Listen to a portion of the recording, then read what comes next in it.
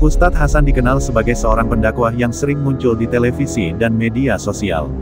Ia memiliki jutaan pengikut dan sering memberikan ceramah dengan gaya tegas.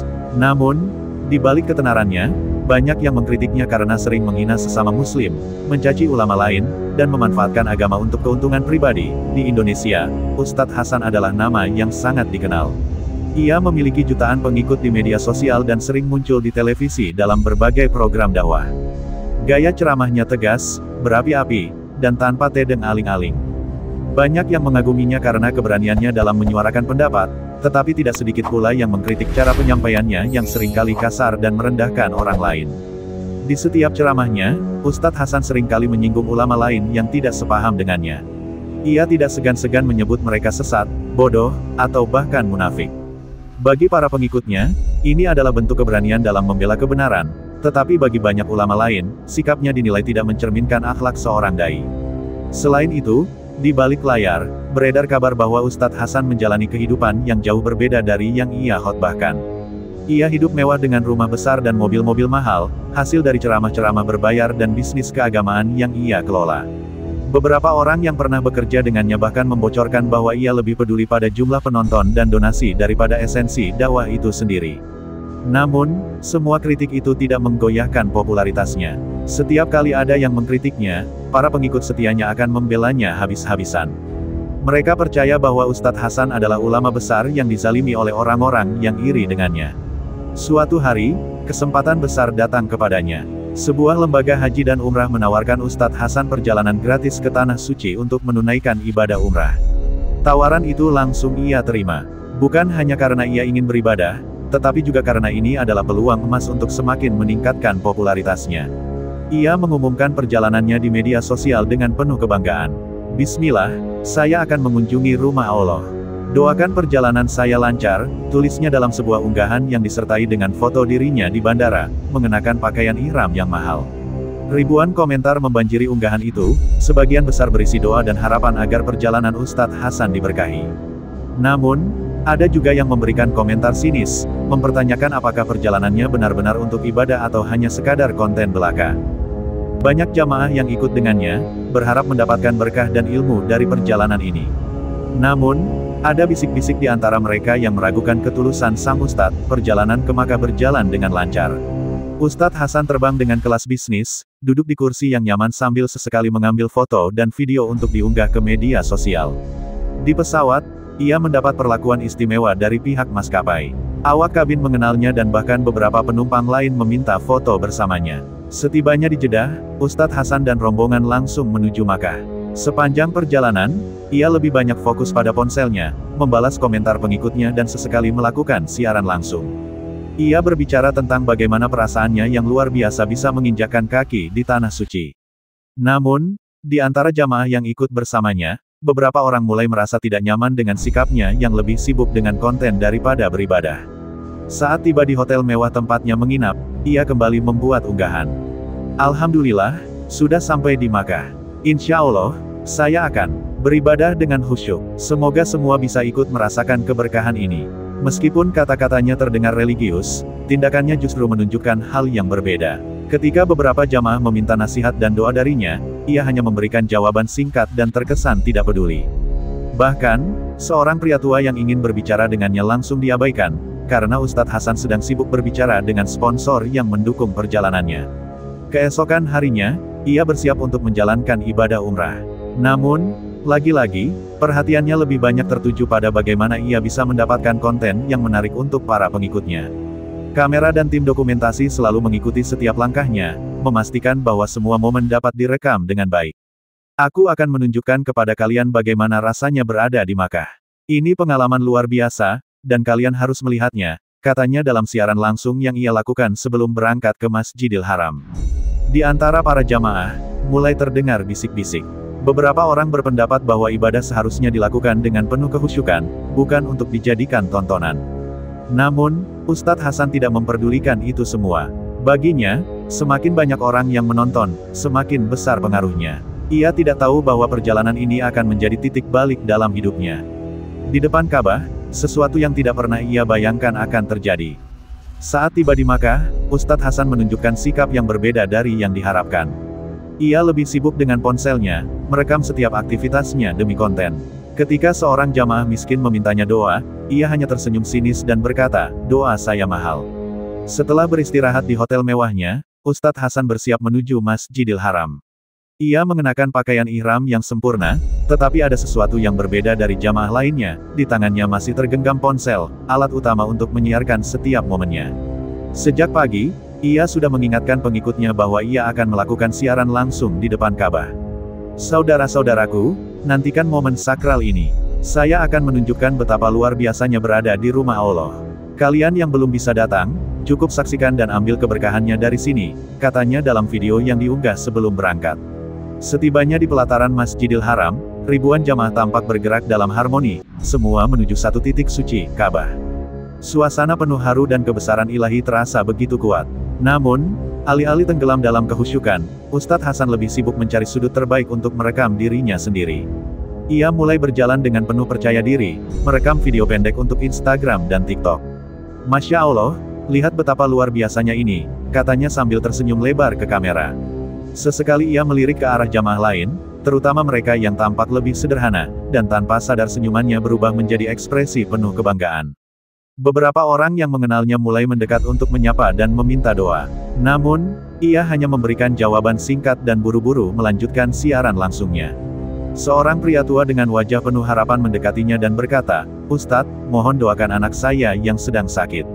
Alih-alih menunjukkan empati, Ustadz Hasan hanya melirik sebentar dan berkata, "Doa itu harus dari hati. Berdoalah sendiri dengan keyakinan," lalu kembali menatap kameranya. Pria tua itu terdiam, lalu perlahan pergi dengan wajah kecewa. Beberapa jamaah lain yang menyaksikan kejadian itu mulai membicarakannya. Mereka merasa ada yang tidak beres. Bukankah seorang ustadz seharusnya menjadi teladan dalam sikap rendah hati dan kasih sayang? Namun, Ustadz Hasan tidak menyadari hal itu. Baginya, berada di depan Ka'bah adalah panggung besar untuk memperlihatkan kebesarannya sebagai seorang ulama. Ia menatap kamera dan berkata, "Lihatlah, aku berada di rumah Allah.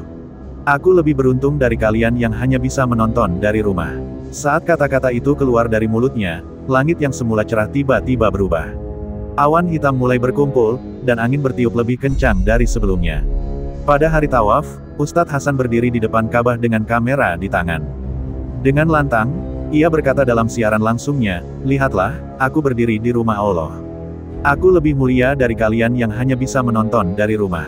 Setelah selesai melakukan beberapa pengambilan gambar, Ustadz Hasan berdiri tepat di depan Ka'bah.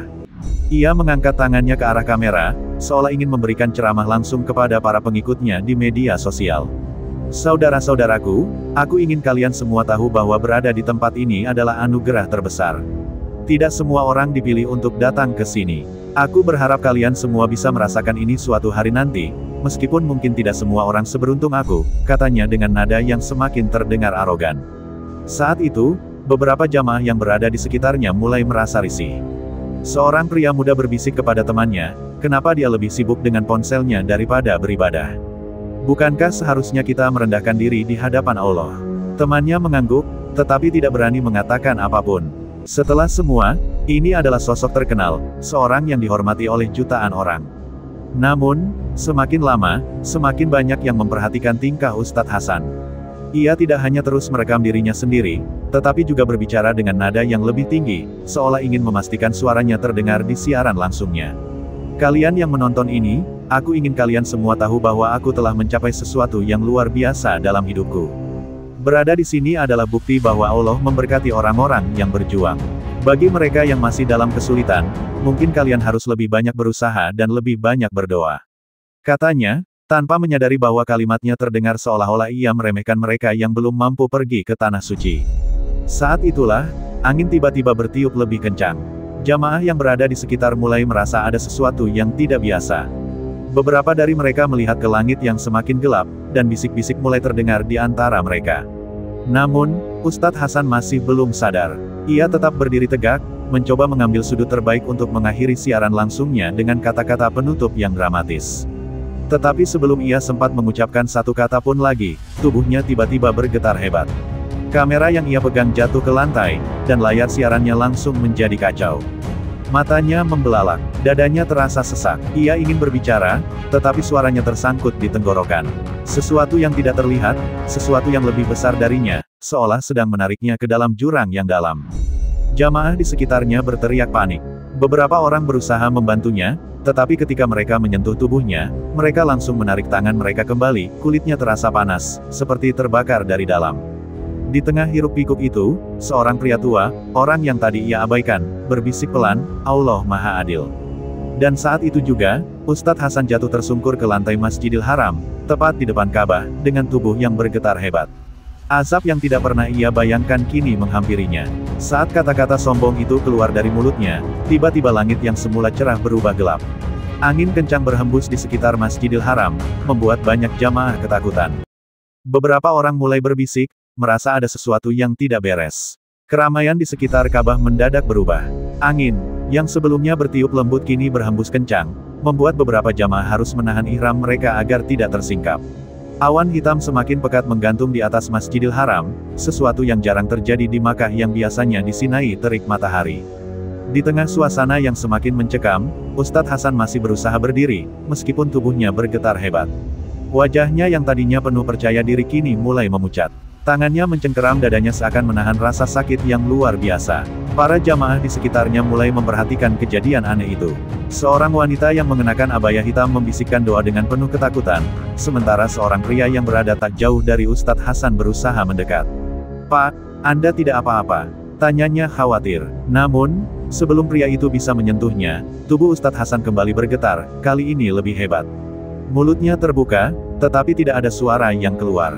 Matanya membelalak, penuh ketakutan, seakan melihat sesuatu yang tidak terlihat oleh orang lain. Beberapa orang mulai menyebut-nyebut nama Allah, merasa ada sesuatu yang janggal. "Ini azab," gumam seseorang pelan, tetapi cukup terdengar oleh mereka yang ada di sekitarnya.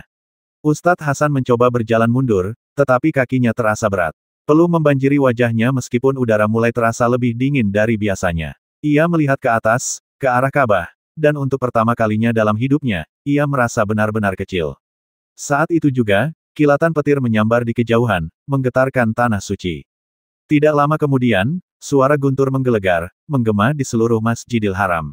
Beberapa orang mulai panik dan berlari mencari perlindungan, sementara yang lain tetap diam di tempat, menundukkan kepala dalam ketakutan.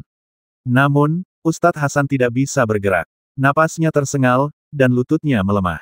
Ia mencoba meraih kamera yang masih tergeletak di tanah, tetapi tangannya bergetar terlalu hebat. Ia ingin mengakhiri siaran langsungnya, tetapi jari-jarinya tidak bisa lagi menggenggam benda sekecil itu. Dan saat itu, tubuhnya ambruk ke lantai marmer putih Masjidil Haram, tepat di depan Ka'bah. Orang-orang di sekitarnya berteriak kaget. Beberapa mencoba menolong, tetapi mereka kembali menarik tangan mereka begitu menyentuh tubuhnya, kulitnya terasa panas, seolah terbakar dari dalam. Suara takbir mulai terdengar dari beberapa orang. Allahu Akbar, Allahu Akbar. Dan di tengah-tengah keributan itu, satu kalimat lirih keluar dari bibir Ustadz Hasan, hampir tidak terdengar. "Ampuni aku." Saat ia hendak melanjutkan siarannya, tiba-tiba tubuhnya bergetar hebat. Kamera yang dipegangnya jatuh ke lantai, menampilkan siaran langsung yang semakin kacau. Ustadz Hasan berteriak kesakitan sambil memegangi dadanya, wajahnya memucat. Saat tubuhnya terkulai di depan Ka'bah, seluruh Masjidil Haram seakan membisu. Hanya suara angin dan gema doa yang terdengar. Jamaah yang tadinya berdesakan kini membentuk lingkaran, menatap Ustadz Hasan yang terbaring dengan wajah penuh ketakutan. Beberapa petugas keamanan Masjidil Haram bergegas mendekat. Salah satu dari mereka mencoba mengangkat tubuhnya, tetapi langsung menarik tangannya kembali. "Panas sekali," serunya dengan ekspresi terkejut. Kejadian ini semakin menarik perhatian banyak orang. Beberapa jamaah mulai berbisik satu sama lain, menghubungkan kejadian ini dengan sikap Ustadz Hasan yang sombong sebelumnya. Ada yang mulai menangis, ada yang terduduk diam dalam ketakutan, dan ada pula yang hanya memandang tanpa berkata-kata. Seorang pria tua yang sejak tadi memperhatikan dari kejauhan akhirnya maju mendekat. Ia adalah pria yang sebelumnya meminta doa dari Ustadz Hasan tetapi diabaikan. Dengan wajah tenang, ia berlutut dan menatap Ustadz yang kini terbaring. Lemas. Allah Maha Adil, gumamnya pelan, lalu menundukkan kepala, membaca doa untuknya. Sementara itu, tubuh Ustadz Hasan mulai mengalami perubahan yang semakin mengkhawatirkan. Wajahnya yang semula bersinar sehat kini tampak pucat dan kering. Keringat yang membanjiri tubuhnya menguap begitu cepat, meninggalkan kulit yang tampak lebih gelap dari sebelumnya. Matanya tetap terbuka, tetapi bola matanya terlihat memutih, seolah kehilangan cahaya kehidupannya. "Tolong ambulans!" teriak salah satu petugas, menyadari kondisi Ustadz Hasan yang semakin memburuk. Di tengah kepanikannya, Ustadz Hasan mencoba menggerakkan bibirnya sekali lagi. Suaranya lemah, hampir tak terdengar. "Ampun!" Namun, sebelum ia bisa menyelesaikan kalimatnya, tubuhnya kembali bergetar hebat. Sebuah tarikan yang tak terlihat seolah menariknya lebih dalam ke tanah. Para saksi yang berada di sana bersaksi bahwa udara di sekitar tubuhnya tiba-tiba menjadi lebih panas, seakan ada api yang membara di sekelilingnya. Dan pada detik itulah, siaran langsung yang masih berjalan dari ponselnya tiba-tiba mati. Layarnya berubah menjadi hitam, menyisakan keheningan bagi jutaan pengikutnya yang sedang menyaksikan kejadian itu dari layar ponsel mereka. Beberapa di antara mereka menangis. Sebagian besar tidak percaya dengan apa yang baru saja mereka lihat. Di Masjidil Haram, Ustadz Hasan kini benar-benar terdiam. Tubuhnya tak lagi bergerak, dan suasana di sekitarnya berubah menjadi hening yang mencekam. Langit yang semula gelap perlahan kembali cerah, seolah badai telah berlalu. Tetapi di hati para jamaah yang menyaksikan, perasaan takut dan takjub masih belum hilang. Mereka baru saja menyaksikan sesuatu yang jarang terjadi, seorang manusia yang mungkin baru saja menerima hukuman dari Yang Maha Kuasa, tepat di depan rumahnya sendiri. Jamaah yang berada di sekitar segera menghampirinya, namun anehnya, tubuh Ustadz Hasan terasa begitu panas saat disentuh. Beberapa saksi mengatakan bahwa ada cahaya aneh menyambar ke arahnya sebelum ia terjatuh. Dalam hitungan detik, ia tak bisa berdiri lagi. Tak lama setelah kejadian di Masjidil Haram, berita tentang Ustadz Hasan menyebar dengan sangat cepat. Para jamaah yang menyaksikan langsung peristiwa itu segera menceritakan apa yang mereka lihat kepada orang-orang di sekitarnya. Video amatir yang merekam momen saat tubuh Ustadz Hasan bergetar hebat dan ambruk di depan Ka'bah mulai beredar di media sosial. Di Indonesia, jutaan orang yang mengikuti siaran langsungnya terkejut ketika layar ponsel mereka tiba-tiba menjadi hitam. Awalnya, banyak yang mengira itu hanyalah gangguan teknis. Namun, beberapa menit kemudian, muncul unggahan dari jamaah yang berada di Makkah yang menyatakan bahwa sesuatu yang mengerikan telah terjadi pada Ustadz Hasan. Grup-grup WhatsApp, Facebook, dan Twitter dibanjiri dengan pesan dan spekulasi. "Astagfirullah, benar-benar terjadi di depan Ka'bah. Apakah ini asap? Aku tidak percaya ini bisa terjadi. Semoga ini menjadi pelajaran bagi kita semua, bahwa kesombongan tidak ada tempatnya di rumah Allah." Televisi nasional pun mulai menyoroti kejadian ini. Beberapa stasiun berita menayangkan cuplikan video yang didapat dari jamaah di Makkah. Meskipun banyak media mencoba bersikap netral, tidak sedikit yang secara terang-terangan menyebut kejadian ini sebagai peringatan dari Tuhan. Sementara itu, keluarga dan kerabat Ustadz Hasan di Indonesia dilanda kepanikan. Istrinya, yang juga seorang influencer, menangis saat diwawancarai oleh wartawan di depan rumah mereka. "Tolong doakan suami saya. Saya tidak tahu apa yang sebenarnya terjadi, tapi saya yakin Allah Maha Pengasih dan Maha Penyayang," ucapnya dengan suara bergetar. Para pengikut setianya terbagi dalam dua kubu. Sebagian masih membelanya, menganggap ini hanya ujian dan meminta semua orang untuk tidak mengambil kesimpulan terlalu cepat. Namun, sebagian lainnya mulai mempertanyakan sikap dan ajaran Ustadz Hasan selama ini. Seorang mantan muridnya memberikan pernyataan mengejutkan di salah satu stasiun televisi. "Saya pernah belajar langsung dari beliau, dan saya tidak ingin berbicara buruk tentang guru saya. Tapi saya bisa mengatakan bahwa ada banyak hal yang berbeda antara apa yang beliau ajarkan di depan kamera dan apa yang sebenarnya terjadi di balik layar," katanya dengan wajah serius. Kabar dari Makkah menyebutkan bahwa tim medis segera membawa Ustadz Hasan ke rumah sakit. Namun, kondisi kesehatannya tetap menjadi misteri. Semua orang bertanya-tanya, apakah ia masih hidup? Atau kejadian di depan Ka'bah adalah akhir dari segalanya? Di tengah kepanikannya, Ustadz Hasan mulai menangis. Ia memohon ampun kepada Allah, menyadari kesombongan dan dosa-dosa yang telah ia lakukan. Jamaah yang melihat kejadian itu ikut menangis, merasa ngeri melihat seseorang mengalami azab di depan Ka'bah. Di sebuah rumah sakit di Makkah, Ustadz Hasan terbaring dengan selang oksigen terpasang di hidungnya. Wajahnya masih pucat, dan matanya tertutup rapat.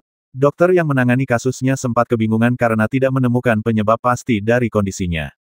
Secara medis, semua organ tubuhnya berfungsi normal. Tidak ada tanda-tanda serangan jantung atau penyakit serius lainnya. Namun, ada sesuatu yang aneh, suhu tubuhnya terus naik seakan ia sedang mengalami demam tinggi, tetapi alat pemantau tidak menunjukkan adanya infeksi atau virus. Beberapa perawat yang menjaga Ustadz Hasan mengaku merasakan suasana yang berbeda di ruangannya.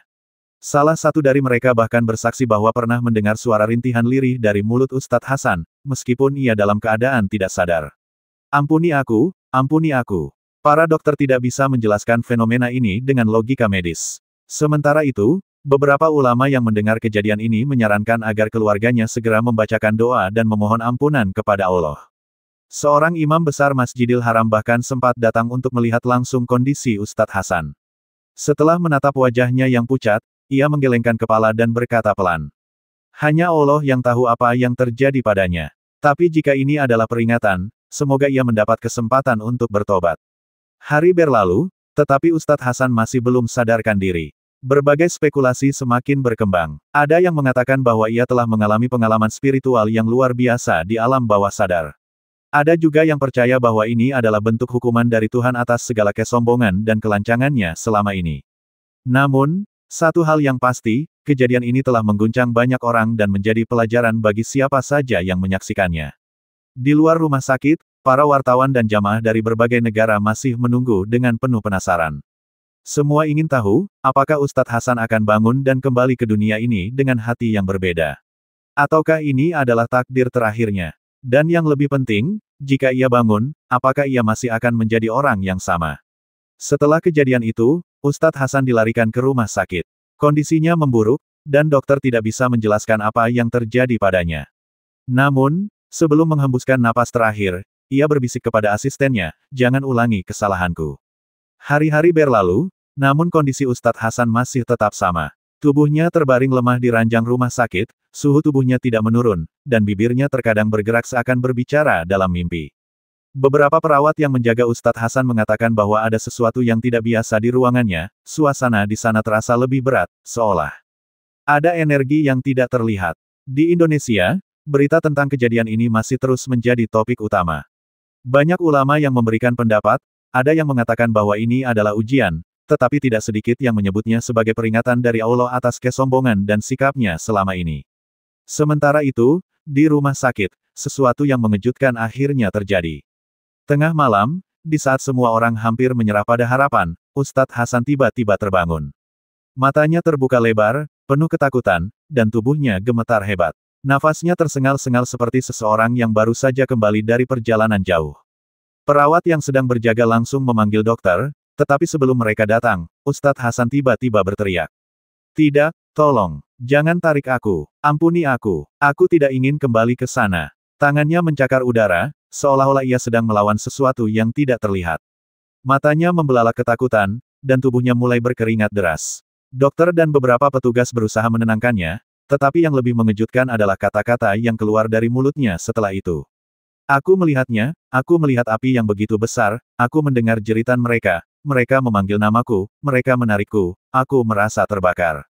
Suaranya gemetar, dan air matanya mulai mengalir deras. "Allah, aku melihat mereka yang dulu kufur, mereka yang sombong, mereka yang memanfaatkan agama untuk kepentingan dunia." Mereka berteriak, meminta ampun, tapi sudah terlambat. "Aku hampir menjadi salah satu dari mereka, aku hampir tidak bisa kembali." Semua yang ada di ruangan itu terdiam. Beberapa perawat terlihat ketakutan, sementara seorang dokter hanya bisa menatap Ustadz Hasan dengan wajah bingung. Namun, ada satu hal yang pasti, Ustadz Hasan bukan lagi orang yang sama. Sesuatu telah terjadi dalam alam bawah sadarnya. Sesuatu yang mengubahnya selamanya. Kabar meninggalnya Ustadz Hasan di Tanah Suci menjadi viral. Banyak orang mengambil pelajaran dari kisahnya, bahwa kesombongan dan memanfaatkan agama demi kepentingan pribadi bisa berujung pada azab yang nyata. Allah Maha Kuasa dan tidak ada yang bisa lari dari keadilannya. Setelah kejadian itu, Ustadz Hasan perlahan mulai membaik secara fisik. Namun, kondisi mentalnya tampak berbeda. Ia lebih banyak diam, tidak lagi berbicara dengan penuh percaya diri seperti dulu. Wajahnya tidak lagi menunjukkan kebanggaan, melainkan ketakutan yang mendalam. Setelah beberapa hari dalam perawatan, akhirnya ia diperbolehkan keluar dari rumah sakit. Namun, alih-alih kembali dengan penuh kemenangan, ia keluar dengan wajah yang penuh kehancuran.